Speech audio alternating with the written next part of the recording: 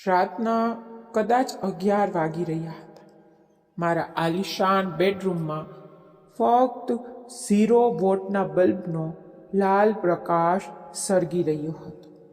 વાતાવરણમાં મોગરાના અત્તરની સુગંધ અને મારા ભારે શ્વાસનો અવાજ ભરેલો હતો. હું મારા મખમલી પલંગ પર ઊંધી પડી હતી. મારી સાડીનો લવ મારી કમરથી હટીને નીચે જમીન પર પડી ચૂક્યો હતો.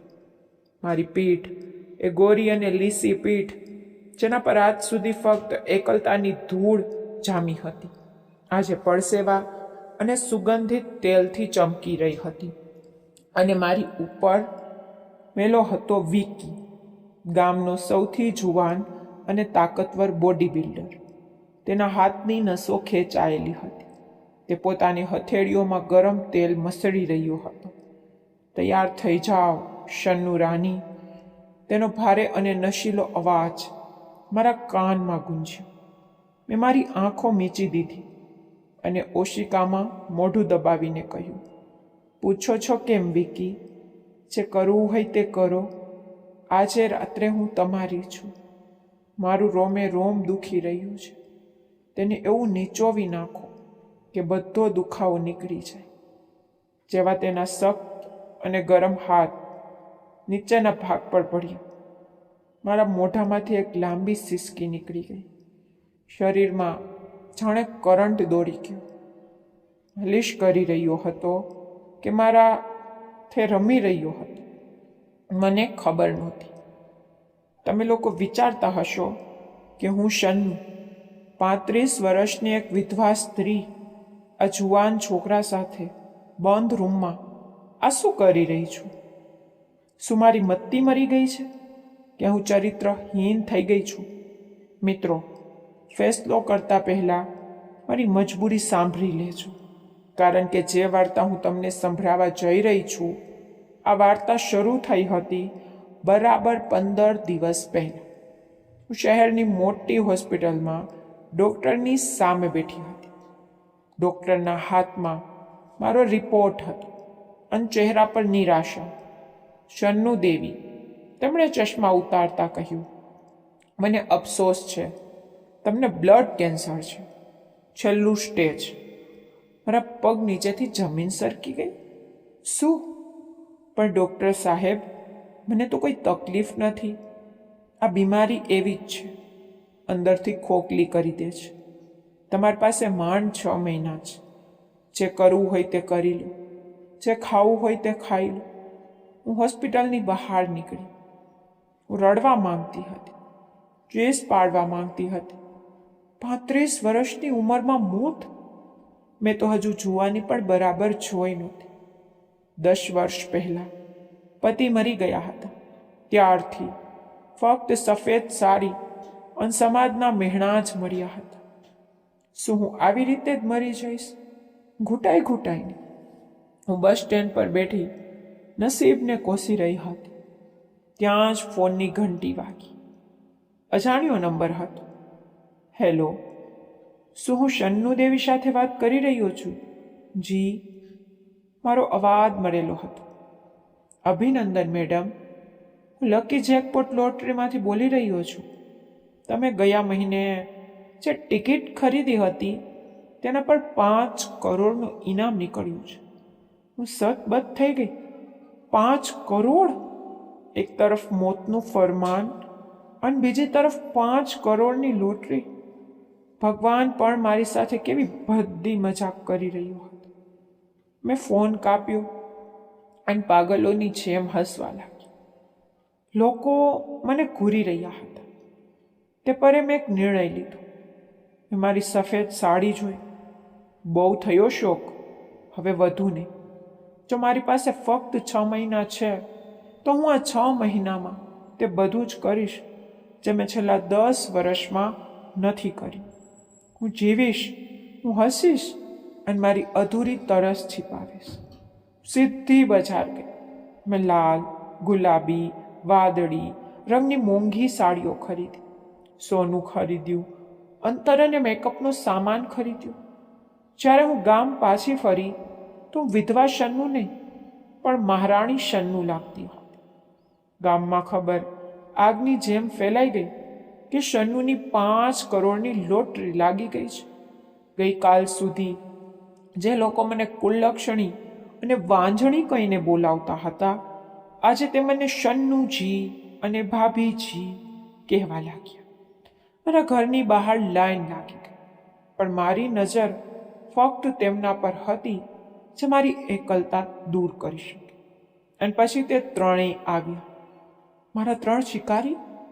પહેલો હતો વિક્કી, જીમ ટ્રેનર, શરીર એવું કે લોખંડ પણ શરમાઈ જાય. તે હંમેશા ટાઈટ ટી શર્ટ પહેરતો, જેથી તેના વાળ દેખાય. તે મને પોતાની તાકાતથી મેળવવા માંગતો હતો. બીજો હતો સમીર, કોલેજનો છોકરો, ઉંમર માંડ 22 વર્ષ, ગોળો ચિટ્ટો, ચોકલેટી ચહેરો. તે મને પોતાની માસુમિયત અને મીઠી વાતોથી ફસાવા માંગતો હતો. અને ત્રીજો હતો રણજીત, ગામનો સૌથી મોટો ગુંડો અને શ્રીમંત માણસ, જેની પાસે બંદૂક અને પૈસા બંને હતા. તે મને પોતાના રૂતબાથી જીતવા માંગતો હતો. હું જાણતી હતી કે આ ત્રણેય મારાથી નહીં, પણ મારા 5 કરોડથી પ્રેમ કરે છે. પણ મને શું, મારે પણ તેમની સાથે પ્રેમ નહીં, પણ ફક્ત જા જોઈતી હતી. મેં ત્રણેયને અલગ અલગ સમયે મારા ઘરે બોલાવ્યા અને એક રમત શરૂ કરી. મેં તેમને કહ્યું, જુઓ, હું એકલી છું. એક સાથી જોઈએ છે જે મને સૌથી વધુ ખુશ રાખશે. આ 5 કરોડ અને હું બંને તેના થઈ જશું. આ સાંભળતા તેમની આંખોમાં જે લાલચ અને બસ ચમકી, તે જોવા જેવી હતી. સૌથી પહેલા વિક્કીએ દાવ ચલાવ્યો. એક બપોરે તે મારા ઘરે આવ્યો. હું જાણી જોઈને આંગણામાં બેઠી વાળ સૂકવી રહી હતી. મેં એક પાતળી સિફોન સાડી પહેરી હતી. વિક્કી આવ્યો અને મારી સામે ખુરશી ખેંચીને બેસી ગયો. તે મને ઉપરથી નીચે સુધી ઘૂરી રહ્યું હતું. ભાભી, આજે તો કયામત ઢાઈ રહ્યા છો, તેણે પોતાની બાયસેપ્સ બતાવતા કહ્યું. હું હસી. શું કરો છો વિક્કી? આ 5 કરોડનો બોજ ઉપડાતો નથી. નોટ ગણતા ગણતા કમર અકળાઈ ગઈ છે. વિક્કીએ મોકો ઝડપી લીધો. તો હું શેના માટે છું? મારું કામ જ છે લોકોની અકળાન દૂર કરવી. લાવો દબાવી દો. તેને મારા બેડરૂમમાં લઈ ગઈ. મેં દરવાજો બંધ ન કર્યો, બસ પડદો પાડી દીધો. પલંગ પર સૂઈ ગઈ. વિક્કીએ તેના ખિસ્સામાંથી તેલની શીશી કાઢી. ખાસ તેલ છે ભાભી, આનાથી દુખાવો પણ જશે, ચા પણ આવશે. તેને મારા પગથી શરૂઆત કરી. તેના હાથ ખૂબ સખ્ત હતા. તે મારી પીંડીઓને જોર જોરથી દબાવી રહ્યો હતો. ધીરે વિક્કી, જીવ લઈશ કે શું? મેં જાણી જોઈને કામુક અવાજ કાઢ્યો. જીવ તો હજી લીધો છે ક્યાં ભાભી, હજુ તો શરૂઆત છે. તે બોલ્યું અને તેના હાથ મારા ટણથી સરકવા લાગ્યા. રૂમનું તાપમાન વધી રહ્યું હતું. વિક્કી પરસેવે રેબ ઝેબ થઈ ગયું હતું. તેને લાગતું હતું તે મને જવી રહ્યો છે, પણ હકીકતમાં હું તેનો ઉપયોગ કરી રહી હતી. થોડું હજુ ઉપર. મેં ઈશારો કર્યો. વિક્કીનો ચહેરો લાલ થઈ ગયો.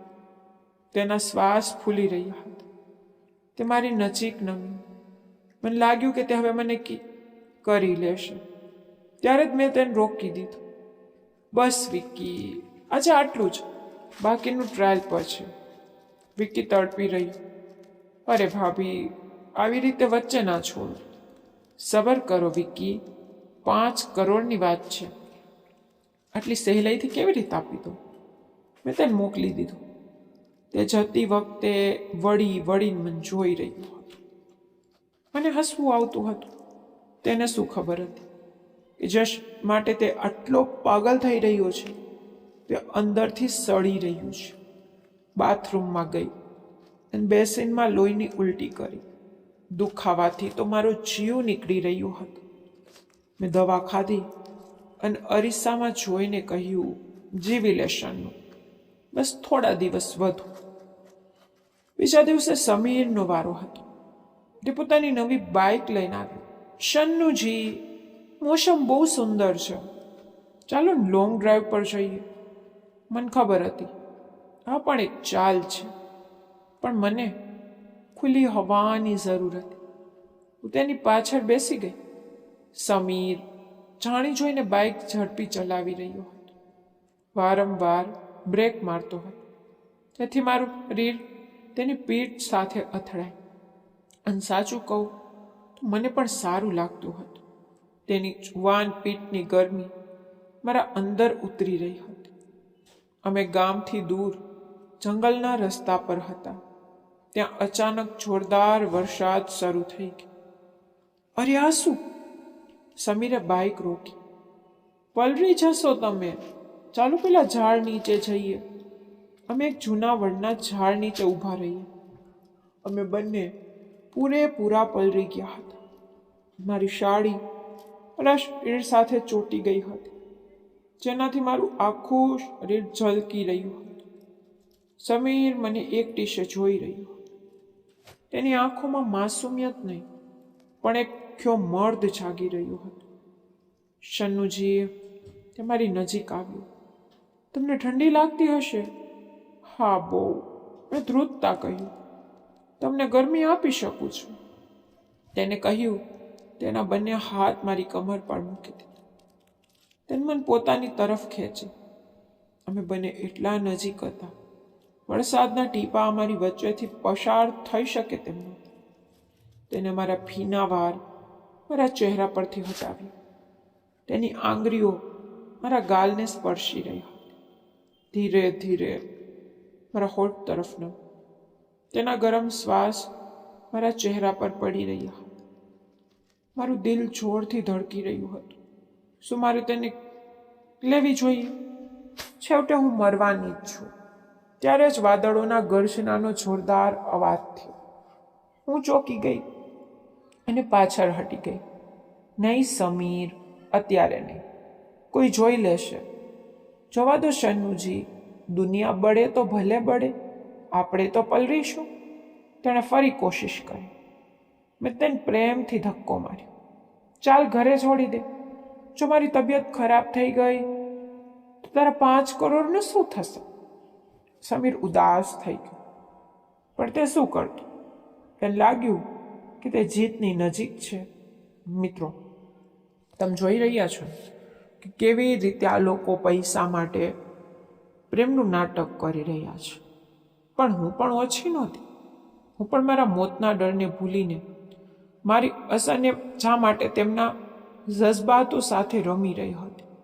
શું એક મળતા માણસને આ હક છે કે તે જતી વખતે પોતાની બધી હસરતો પૂરી કરે, ભલે તે સાચું હોય કે ખોટું? જો તમને આ વાર્તાનો રોમાંચ ગમી રહ્યો હોય તો આ વિડીયોને લાઈક જરૂર કરજો. ત્રીજો દિવસ રણજીતના નામે હતો. રણજીત બીજા લોકો જેવો નહોતો. તે સીધો મારા ઘરે સાંજે દારૂની બોટલ અને ચિકન લઈને આવી ગયો. દરવાજો બંધ કર શન્નુ, તેને હુકમ આપ્યો. અરે રણજીતજી, આ શું રીત છે? મેં નખરા બતાવ્યા. રીત ગઈ તેલ લેવા. જો પેલા વિકી અને સમીર છોકરા છે, તારે તો મારા જેવો દ જોઈએ જે તને સંભાળી શકે. તેણે ગ્લાસમાં ભર્યો અને મારી તરફ વધાર્યો. પી આને. હું નથી પીતી, આજે પીશે મારા હાથે. તેણે જબરજસ્તી મારા હોઠે ગ્લાસ અડાડી દીધો. મેં થોડો પી લીધો. કડવો હતો, પણ મારી અંદરની બળતરા કરતાં ઓછો. રણજીતે મ્યુઝિક વગાડ્યું અને મને ખેંચીને પોતાની સાથે ડાન્સ કરવા લાગ્યો. તે ડાન્સ ઓછો અને મારી સાથે ચિપકવાનું વધારે હતું. બોલ, લગ્ન ક્યારે કરે છે મારી સાથે? તેને મારી ગરદન પર સૂંઘતા પૂછ્યું. જ્યારે મારું મન કરશે. મેં તેને છેડ્યો. તારું મન તો હું અત્યારે જ બનાવી દઉં. મને લીધી સોફા પર તેનું શરીર મને દબાવી રહ્યું હતું અને દુખાવો થતો હતો, પણ મેં ઉફ ન કરી. રણજીતજી, આવી જબરદસ્તી નહીં. મન પ્રેમ જોઈએ, હવસ નહીં. પ્રેમ વેમ ફિલ્મોમાં હોય શન્નુ, અસલી મજા તો આમાં જ છે. તેને મારો ખેંચી લીધો. મને લાગ્યું આજે આ નહીં માને તો મારે બીમારીનું નાટક કરવું પડે. હું જોર જોરથી ખાસવા લાગી. પાણી પાણી. રંજીત ચીડાઈ ગયું. ધત તેરીની, શું થયું? શ્વાસ નથી આવતો? તે ડરી ગયો કે ક્યાંક હું મરી ના જાઉં અને 5 કરોડ ડૂબી ના જાય. તે પાછળ હટ્યું અને પાણી લાવ્યું. મેં તેને ત્યાંથી ભગાડી દીધો. જાઓ અહીંથી, મારે આરામ કરવો છે. 3 દિવસ, 3 મર્દ અને 3 અલગ અલગ પ્રકારની રમતો. હું થાકી ગઈ હતી. મારું શરીર જવાબ આપી રહ્યું હતું. મને ખબર હતી કે મારો અંત નજીક છે. હું આ ગામની ગુંગરામણ અને આ લોકોના નાટકોથી દૂર જવા માંગતી હતી. હું આઝાદ થઈને મરવા માંગતી હતી. બીજા દિવસે સવારે મેં ત્રણેયને એક સાથે મારા ઘરે બોલાવી. વિકી, સમીર અને રણજીત ત્રણેય મારા ડ્રોઈંગ રૂમમાં ઊભા હતા. એકબીજાને ઘૂરી રહ્યા હતા. હું તૈયાર થઈને સજી ધજીને આવી. તો મારા પ્યારા આશિકો, મેં હસતા હસતા કહ્યું, તમે ત્રણેય મને બહુ ખુશ કરી, પણ હવે ફેસલો લેવાનો સમય આવી ગયો છે. ત્રણેયના શ્વાસ થંભી ગયા. બધાની નજર મારા પર હતી કે મારા 5 કરોડ પર, મને ખબર નથી. હું આ ગામથી કંટાળી ગઈ છું. મેં કહ્યું, મારી એક છેલ્લી ઈચ્છા છે. હું પહાડોમાં જવા માંગુ છું, મસૂરી. ત્યાંની ઠંડી હવામાં, વાદળો વચ્ચે હું મારી રાત મનાવવા માંગુ છું. તો સાંભળો, તમારામાંથી જે મારી સાથે મસૂરી ચાલશે ત્યાં મને તે સુખ આપશે જે મેં આજ સુધી અનુભવ્યું નથી. આ 5 કરોડ અને હું હંમેશા માટે તેના થઈ જશું. ત્રણેય બૂમો પાડવા લાગ્યા. વિક્કી, હું ચાલીશ. મારી બોડી જો, તને ઠંડી નહીં લાગવા દો. નહીં શન્નુજી, હું ચાલીશ. આપણે રોમેન્ટિક વાતો કરીશું. હટો બે. શન્નુ મારી જ. હું લઈ જઈશ મારી ગાડીમાં. મેં હાથ ઊંચો કર્યો. શાંત. મેં મારો સાથી પસંદ કરી લીધો છે. રૂમમાં સન્નાટો છવાઈ ગયો. સોય પડે તો પણ અવાજ સંભળાય એવો. હું વિકી તરફ વધી. મેં તેના મજબૂત બાવડા પર હાથ મૂક્યો. વિકી, મેં તેની આંખોમાં જોયું. મને તારી તાકાતની જરૂર છે. શું તું મને સંભાળી શકીશ? વિકીની છાતી ગર્વથી ફૂલાઈ ગઈ. તેને રંજીત અને સમીર તરફ જોઈને એક વિજયી સ્મિત આપ્યું. અરે શન્નુ રાણી, સંભાળવાની વાત શું કરો છો? તમને તો સ્વર્ગ તાવી દઈશ. સમીર અને રણજીત બરીને રાગ થઈ ગયા. તેઓ ગુસ્સામાં પગ પછાડતા ચાલ્યા ગયા, પરંતુ મને પરવા નહોતી. મેં વિકીને એટલા માટે પસંદ કર્યો હતો કારણ કે તે સૌથી વધુ લાલચુ અને મૂર્ખ હતું. તેને હેન્ડલ કરવો સરળ હતો. સાંજે અમે વિકીની કારમાં બેસીને મસૂરી માટે નીકળી પડ્યા. વિકી બહુ ખુશ હતો. તે ગીતો ગાતો હતો, વારંવાર મારો હાથ પકડતો હતો. તેને લાગતું હતું કે તેને લોટરી લાગી ગઈ છે, પરંતુ હું બારીની બહાર આથમતા સુરતને જોઈ રહી હતી. મારી આંખોમાં આંસુ હતા. હું જાણતી હતી કે આ મારી છેલ્લી મુસાફરી છે. મેં મારા પર્સમાં રાખેલી દુખાવાની ગોળીઓની શીશીને મજબૂત રીતે પકડી લીધી. વિકીએ મારા ઘૂંટણ પર હાથ મૂક્યો. શું વિચારી રહી છો મારી જાન? બસ થોડા કલાકો વધુ, પછી હોટલનો બંધ રૂમ, તું અને હું. આજે રાત્રે તો તબાહી મચશે. મેં તેની તરફ જોયું અને એક ફીકું સ્મિત આપ્યું. હા વિકી, તબાહી તો મચશે, પણ કોની સાથે એ તને સવાર ખબર પડશે. મને લાગ્યું હતું કે મજા કરવા જઈ રહી છું. મને લાગ્યું હતું કે મારી શરતો પર જીવીશ, પરંતુ મને ખબર નહોતી કે મસૂરીની એ વાદીઓમાં મોત મારી રાહ જોઈ રહ્યું છે. અને વિક્કી તે ફક્ત મારો પ્રેમી નહીં પણ મારો કાર બનીને મારી સાથે જઈ રહ્યું હતું. ગાડી અંધારા રસ્તાઓ પર વધી રહી હતી અને મારું દિલ કોઈ અજોગતી ઘટનાની બીકથી ધ્રુજી રહ્યું હતું. શું થશે મસૂરીની એ ઠંડી રાતમાં? શું વિક્કી શન્નુને તે સુખશે જેનો તેણે વાયદો કર્યો છે, કે પછી 5 કરોડ માટે તેનું ખૂન કરી દેશે? અને શું સન્નુ પોતાની બીમારીનું સત્ય છુપાવી શકશે? મસૂરીના પહાડી રસ્તાઓ પર વિક્કીની કાર દોડી રહી હતી. બહાર ગાઢ ધુમ્મસ હતો અને અંદર વિક્કીની આંખોમાં ધૂંધ. તે વારંવાર મારો હાથ પકડી રહ્યો. બસ પહોંચવા જ આવ્યા છીએ શન્નુ. આજની રાત તો ઇતિહાસ બનશે. હું ખામોશ હતી. મારા પર્સમાં મારી દવાઓની શીશી ખખડી રહી હતી. જાણ મને યાદ અપાવી રહી હોય કે મારો સમય રેતની જેમ મુઠ્ઠીમાંથી સરકી રહ્યો છે. મને ઠંડી લાગતી હતી, પણ આ ઠંડી મોસમની નહીં, મારી અંદરની નબળાઈની હતી. અમે હોટલ પહોંચ્યા. હોટલ રોયલ પેલેસ, મસૂરીની સૌથી મોંઘી હોટલ. વિક્કીએ હનીમૂન સ્વીટ બુક કર્યો હતો. રૂમમાં ઘૂસતા જ વિક્કીએ મને લીધી. તેણે મને ગોળ મખમલી પલંગ પર રૂમને લાલ ગુલાબ અને મીણબત્તીઓથી સજાવવામાં આવ્યો હતો. બારીમાંથી પહાડો દેખાઈ રહ્યા હતા. બધું સપના જેવું હતું. વિક્કીએ વેઇટરને બોલાવીને સૌથી મોંઘી શેમ્પિયન ઓર્ડર કર્યો. જ્યારે વેટર આવ્યો, એક દુબળો પાતળો ઉદાસ આંખોવાળો છોકરો, જેનું નામ રાજુ હતું. તો વિક્કીએ તેને ટીપમાં 500ની નોટ ફેંકીને મારી. જા, અને ફરી મોઢું ન બતાવતો.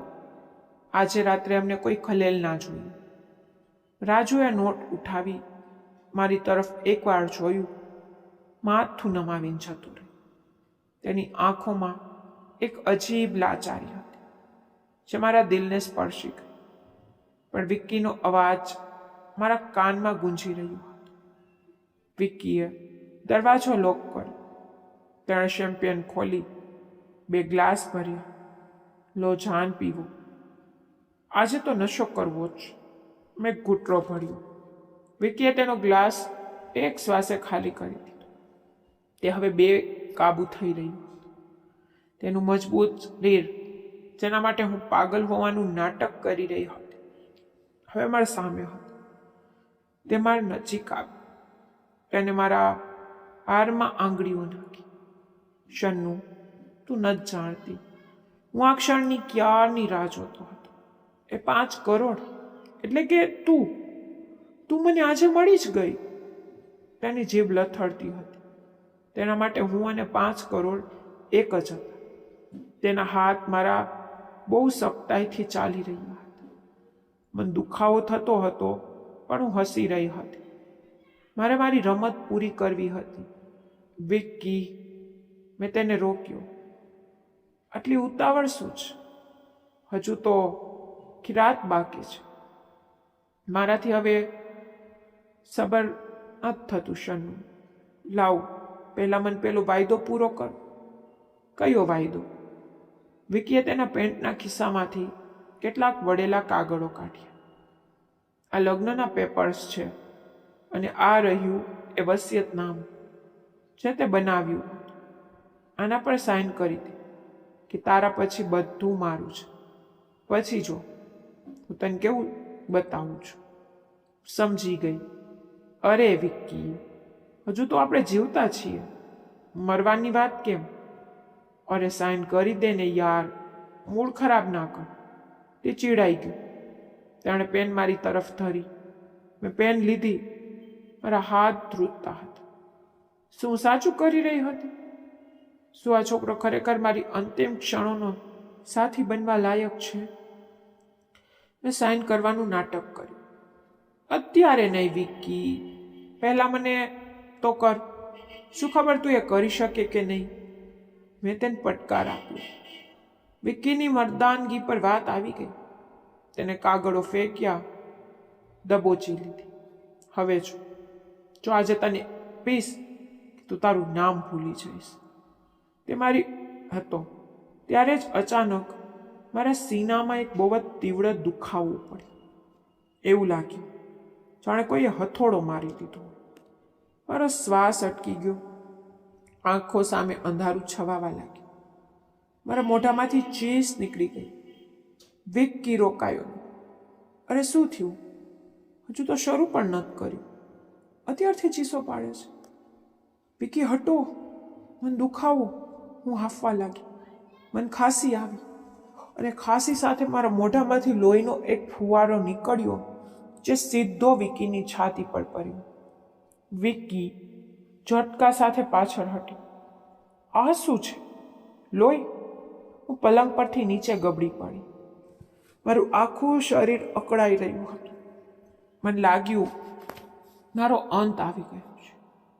વિક્કી, મારી દવા પર્સમાં છે, પ્લીઝ આપી દે. મેં હાથ ફેલાવીને ભીખ માંગી. પાણી, દવા. વિક્કી ત્યાં જ ઊભો હતો. તે પોતાની પર લાગેલા લોહીને લૂછી રહ્યો હતો. તેના ચહેરા પર ગભરાહટ નહીં પણ નફરત હતી. તું બીમાર છે? તે ચિલ્લાયું. તને શું થયું છે? કેન્સર. મેં માંડ માંડ કહ્યું. મરવાની છું, દવા આપી દે.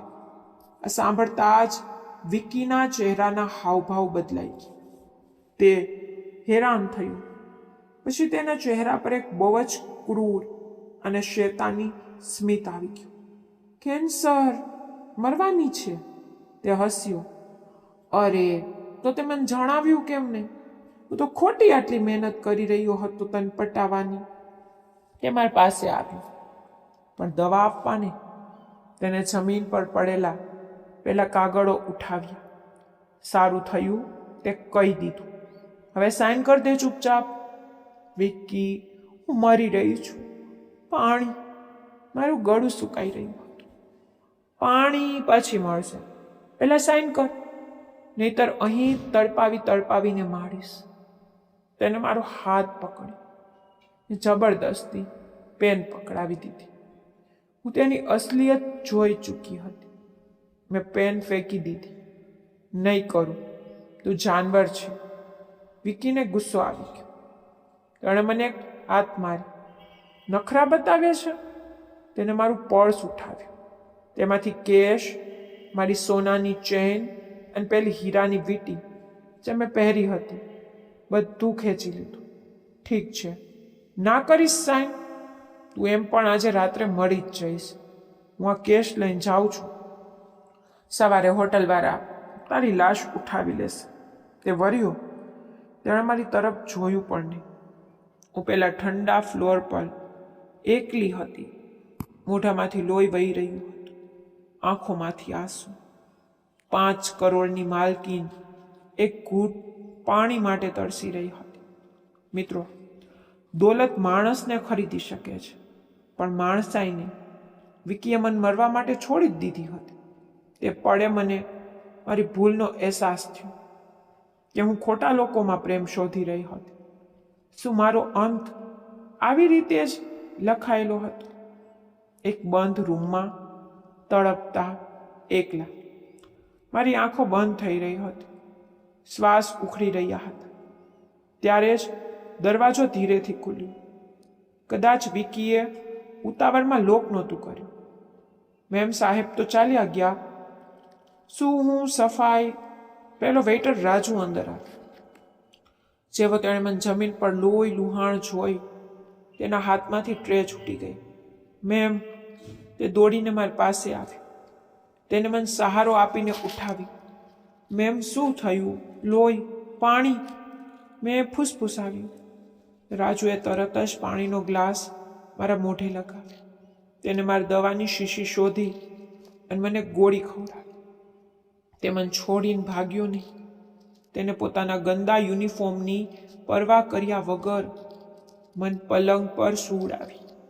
મારું મોઢું સાફ કર્યું. હું ડૉક્ટરને બોલાવું છું.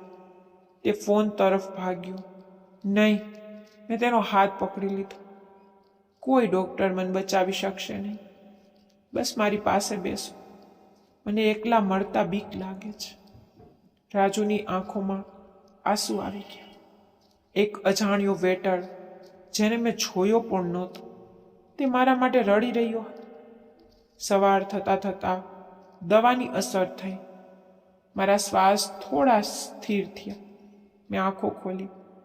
રાજુ ત્યાં જ હતો, ખુરશી પર બેઠો જાગી રહ્યો હતો. તે મને કેમ બચાવી રાજુ? મેં પૂછ્યું.